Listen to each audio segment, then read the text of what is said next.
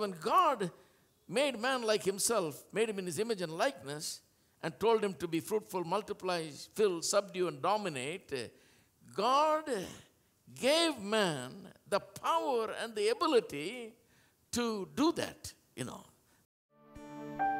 We fall down, we lay our crowns at the feet of Jesus. The greatness of His mercy and love at the feet of Jesus. We cry, holy, holy, holy. We cry, holy, holy, holy. We cry, holy, holy, holy is the Lamb.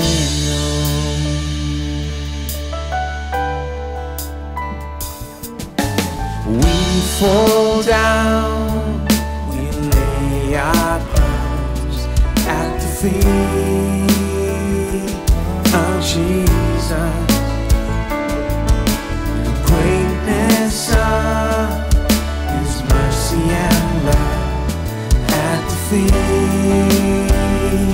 of Jesus. We cry, holy, holy, holy. We cry, holy, holy, holy. We cry, holy, holy, holy is the Lamb. We cry, holy, holy, holy. We cry, holy, holy, holy is the Lamb. We cry, holy, holy, holy. We cry, holy, holy, holy.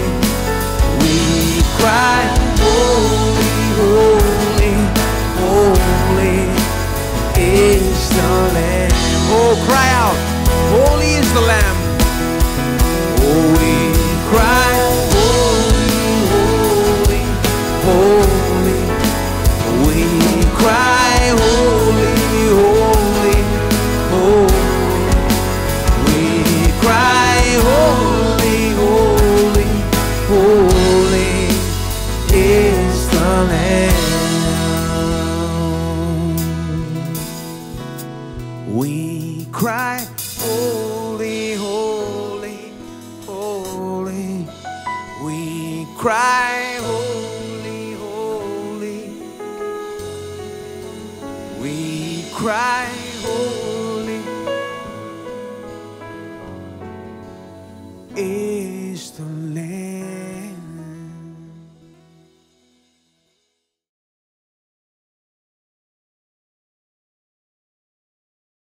I'm going to be talking about the effect of blessing upon our work. That's why we're going to read Galatians 3 and start here.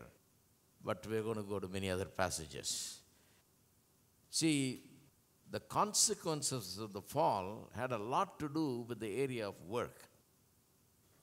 The mandate in the beginning, in chapter 1 of Genesis, verse 28, was that Adam and Eve must be fruitful, they must be multiplying, and they must fill, and they must subdue and dominate. These 5 things were said. This is the mandate God has given to them. Go do this. Be fruitful, multiply, fill, subdue, and dominate.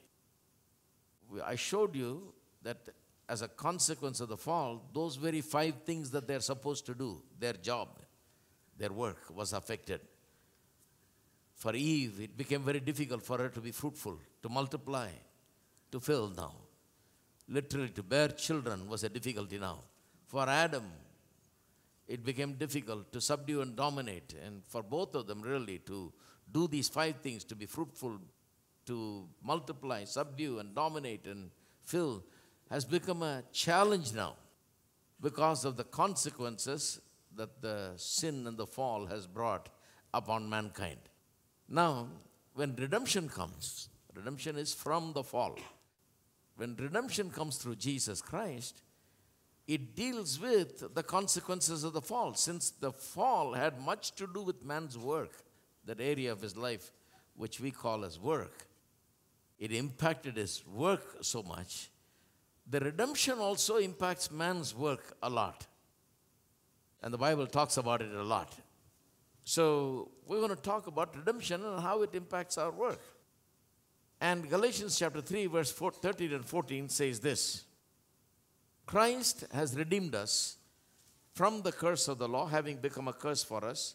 For it is written, cursed is everyone who hangs on a tree, that the blessing of Abraham might come upon the Gentiles in Christ Jesus, that we might receive the promise of the Spirit through faith.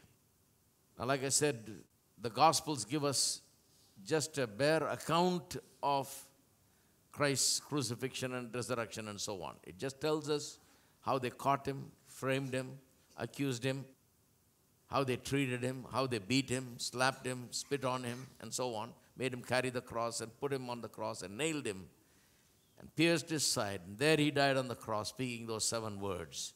And then they buried him, and on the 3rd day he was risen. This is the account of what happened that is given in the 4 Gospels. But the epistles are different. The epistles don't give just bare account of what happened. The epistles give us the meaning of what happened. That's why in the church we concentrate more on the epistles, because it has to do with the truth behind what happened. It's not just what happened, why it happened. What does it mean for us? What kind of benefits do we receive as a result of Christ dying on the cross of Calvary? That is why Paul is very important. Paul's epistles fill the New Testament, really. He's a great man of revelation. Therefore, we pay a lot of attention to Paul. And here is Paul's interpretation of the cross of Calvary and what happened there. He says, Christ has redeemed us from the curse. This is what he understands from the cross. What happened on the cross? He says, it's our redemption from the curse that happened. Christ has redeemed us from the curse. How? As it is written, cursed is everyone that hangeth on a tree. The Old Testament says that if a person is hanged and killed, he must be a cursed one. So he died as a cursed one. Why? He was not a cursed one. He never sinned. He died bearing our curse. So Christ has redeemed us from the curse of the law. As it is written, cursed is everyone that hangs on a tree. But it doesn't end there. So that the blessing of Abraham might come upon all of us. So curse is removed and blessing is given. This is Paul's interpretation of what happened on the cross of Calvary. He tells us what the Gospels don't tell us. It tells us that this is the meaning of the cross. Our curse has been removed. Sin brought curse, and the curse impacted our work terribly. And redemption brings blessings, and the blessing therefore impacts our work, because the job of the work of the cross is to reverse what happened through the fall. And so the redemption impacts our work. And that's why we're talking about how this blessing that has come as a result of Christ's death on the cross impacts our work. So we're going to talk about basically 3 things here. One is, first I'm going to explain, what does it mean to be blessed? When we say we are blessed, we are not cursed, we are blessed. We believe as Christians that blessing has come to us through Jesus Christ and the cross. But what does it mean when we say that we are blessed? A lot of people don't understand this. What do we mean by being blessed? What has blessing done to us? All right. And then I'm going to go to a biblical example of a biblical character, where I'm going to show you how the blessing literally impacts work. What does it do in the realm of our work? And then I'm going to show you how the blessing is to be believed. It will work only for those who believe. Even though the cross provides the blessing, through the cross, blessing is provided. No one is in Christian life. One thing you have to understand, everything works by faith. Nothing is pushed down your throat, Nothing is compulsorily laid upon you. It just doesn't happen automatically. It just doesn't happen without your faith. You've got to embrace what the Bible says. believe and fill your heart with it and speak it and embrace it. By faith only the blessing can be enjoyed. And I'm going to show you in the third part, I'm going to show you how one man failed to embrace it, let go of it, let go of the blessing, even though blessing belongs to him, and what happened to him, how it impacted him. I'm going to show how blessing impacted work of one man and how when a person lets go of blessing and does not care to believe in it and appropriate it, what does happen? These are things that we're going to understand right now. So let's talk about what blessing means. Now, we Indians are very good at believing in blessing. That's one thing good about preaching in India. We all believe in blessing. We find all kinds of gray-haired people and fall at their feet, That's one plus point of having gray hair, We think some blessing comes upon us. It's something good about blessing, but you ask the people that fall on everybody's feet and tries to get blessing, you ask them, what did you get? They don't know exactly what it is. They can't define it. They cannot articulate it. They know that it's something good. It's good to get the blessing of elders, good to get the blessing of people that are blessed and so on. That's good. You got to, in a way, appreciate it because in the Western countries, they don't believe in blessing or cursing, Okay, we don't care whether somebody blesses me or curses me. We don't believe all these things. I believe in blessing and cursing because the Bible talks about it. And blessing is a major theme of the Bible. So I believe it. I believe very strongly in the Bible. But I believe that we need to understand what the blessing is. What is blessing? Now, in order to understand blessing, you got to go to Genesis 1 again. That's why Genesis 1 is the most important chapter.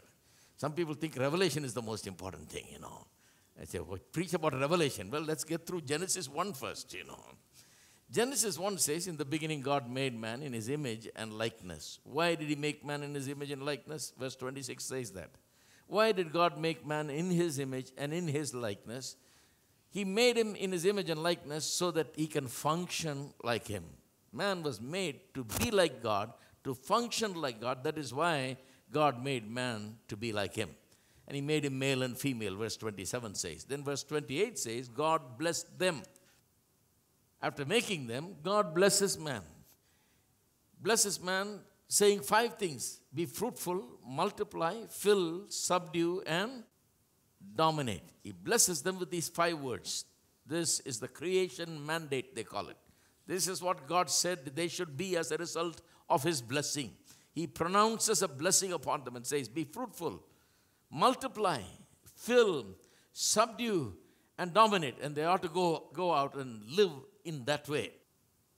So blessing, I would say, is the ability to be fruitful, is the ability to multiply, is the ability to fill everything that has been emptied, is the ability to subdue, and it's the ability to dominate in every situation when challenges are faced. That's what blessing is. And God gave an example of what he means by that, those 5 words, by the first chapter itself. If you read from the first verse onwards, you read that the earth was created by God, heaven and earth was created by God. Earth was without form and void, and it was earth was without form and void, and darkness was filling the earth.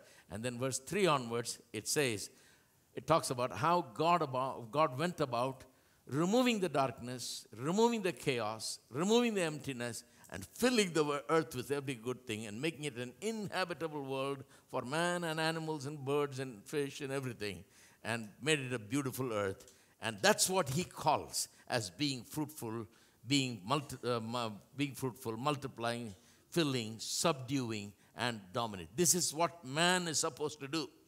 He must follow this pattern. Even the Garden of Eden and the way God planted it and gave it to man and put man there is a pattern that God sets before man and says, do what I did. Be fruitful, multiply, fill, subdue, dominate. Do this. And man can't say, I don't know what that means. He has an example in the first few verses itself. All right. So this is what blessing is all about. Blessing is the power to be fruitful, the power to multiply, the power to fill everything that has become empty, the power to subdue, and the power to dominate. This power is given so that man can live like God and function like God. See, when God made man like himself, he wanted man to function like him, To function like that, man must be given an authority. See, we appoint policemen in this country and all over the world. People appoint, governments appoint policemen, right? They have to give him some authority. An employment letter is the starting point. The employment letter is given. That endows him with certain powers. The government has vested in him certain powers. He can go and exercise. He's got to deal with law and order and crime and all of these things. He's given that power. But just because he's got a letter, that's not enough. He must show that power. That's why a uniform is given to him, so that when people look at it, they'll have some respect, right? Supposed to have it, you know. And then the uniform is not enough, because some people don't obey the uniform, you know. They don't have respect for the law. So they give them a lathi, you know. So if somebody does not respect it and does not come in line, they can give a couple of blows and bring them to subjection. And there are some guys that don't fear a lathi, you know. So they're given a gun also. The point is, a person is appointed to have authority and take care of law and order and crime and all of these things, deal with all of those things. He must be given all the necessary powers, weapon, abilities that he must have to carry out the job, right? So when God made man like himself, made him in his image and likeness, and told him to be fruitful, multiply, fill, subdue, and dominate, God gave man the power and the ability to do that, you know. The ability was given, the power was given by God to man. Now, the Bible talks about it in so many ways, and I want to go to a couple of passages and show you how the Bible talks about it in other places. It's so important, because unless you realize that you really have it in you, it is God-given power, and you need to be like God. You need to function like God, because God has made you like that. The fall made man a loser. He lost all of these abilities. And the redemption is about giving man back this ability that he lost at the fall. So that is why we need to understand this. And you know, unless you know and believe and live your life in the light of this truth, that you're made in the image and likeness of God, and you need to be fruitful, multiply, subdue, dominate, and all of those. Unless you believe and live this truth, you cannot really be the person that God has designed you to be. God has not designed you to be anything else. He has designed you to be fruitful, to multiply, fill, subdue, and dominate. Any other kind of life is not for you. God has not given you any other kind of life. This is the kind of life that's given. So unless you know this truth, how are you going to operate like that? How are you going to live like that? And the devil fights this truth. I can tell you that. The devil does not want people to learn this truth, because if people learn this truth, then the devil has to be on the run, because they will exercise their authority. They will get rid of darkness. They will remove chaos. They will remove emptiness. They will start being like God, functioning like God, taking victory in situation. That's why the devil opposes this truth. The devil doesn't mind you going to church. The devil doesn't mind you singing songs. The devil doesn't mind you going through all the rituals and ceremonies and all of those things that is Christian, and sometimes those things are necessary. The devil doesn't mind you being a Christian in that way, but the devil doesn't want you to be a Christian who believes that you are to live like God, function like God. You're made in the image and likeness of God. You've got to be fruitful, multiply, fill, subdue, and dominate. That's your job. That's the way you must live. And that's what is given to you by redemption in Jesus Christ. And that's what is blessing all about. When you say you're blessed, that's what it means. That means you've gotten back what you lost. Now you can be fruitful. You can go into a dead situation. You can go into a darkness. You can go into emptiness. You can go into a failure situation and turn it around completely, because you are blessed. You can go into a dark place and speak saying, "Let there be light," and what you say you will have. You can turn situation around. That's why the devil hates this subject. So let me ask you to turn, because you need to look at the Bible and how the Bible emphasizes this truth. Turn with me to Psalm 82, please, first. Let me read to you verse 6 and 7. I said, you are gods, and all of you are the children of the Most High. But you shall die like men and fall like one of the princes. Now, here he says, I said you are gods. Unbelievable. He says, I said you are gods, and all of you are the children of the Most High, but you shall die like men. He's telling the people, I told you that you are like gods, that you are gods with a small g. Make sure you understand that, I'm not saying that you're God with a big G, you're God. In other words, ordinary men can be called God in some way. That's what it's saying basically. Now don't be confused about this, and don't take it to another extreme where you say you're a God or something like that. No.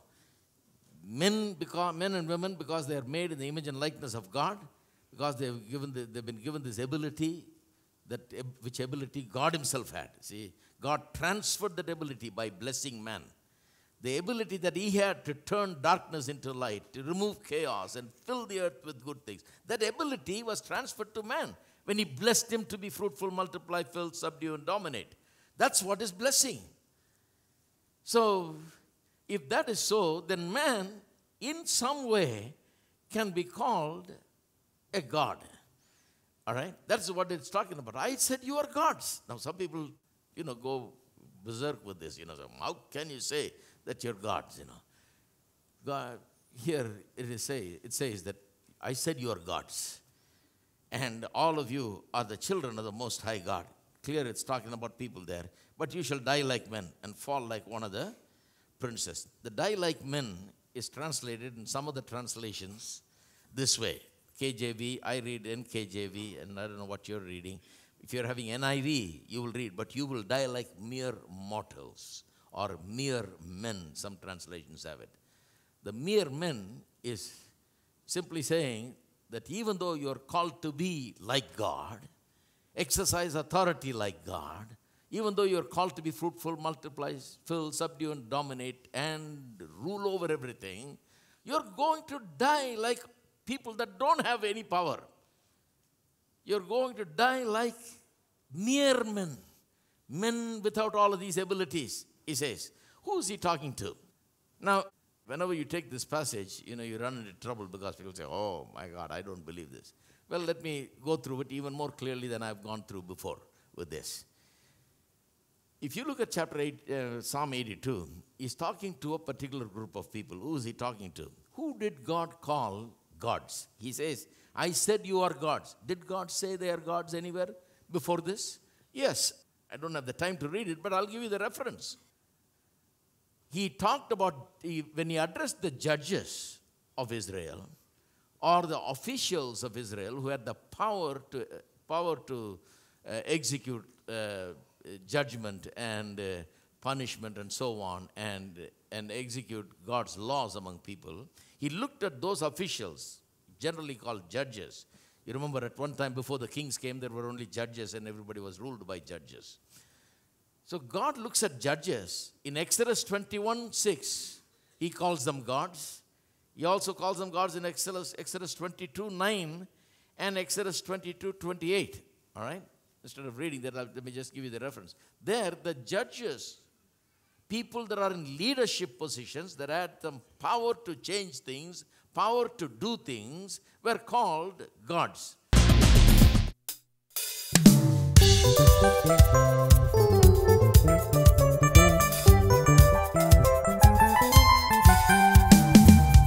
He's turned my morning into dancing again. He's lifted my sorrow. I can't stay silent. I must sing, for his joy has come. He's turned my morning into dancing again. He's lifted my sorrow. I can't stay silent. I must sing, for his joy has come.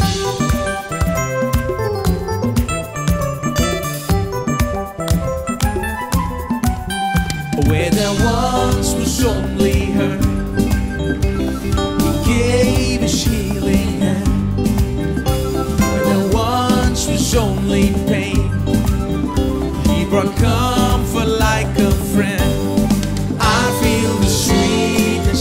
His love piercing my darkness. I feel the bright and morning sun as it ushers in His joyful gladness. He's turned my mourning into dancing again. He's lifted my sorrows. I can't stay silent. I must sing, for His joy has come. He's turned my mourning into dancing again. He's lifted my sorrow. I can't stay silent. I must sing, for His joy has come.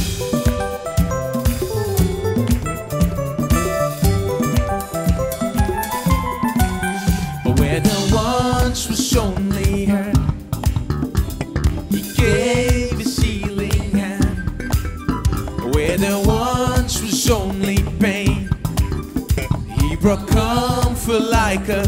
Oh, do you feel it? I feel the sweetness of His love piercing my darkness. I feel the bright and morning sun as it ushers in His joyful gladness. He's turned my mourning into dancing again. He's lifted my sorrows. I can't stay silent. I must sing, for His joy has come. Your anger lasts for a moment in time, but your favor is here and will be on me for all my lifetime. You turn my mourning into dancing again. You've lifted my sorrow.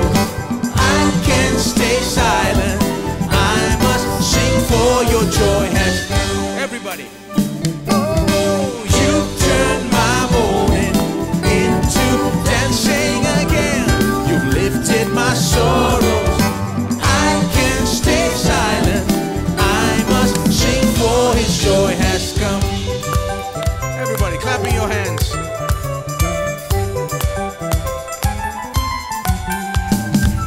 Just continue that.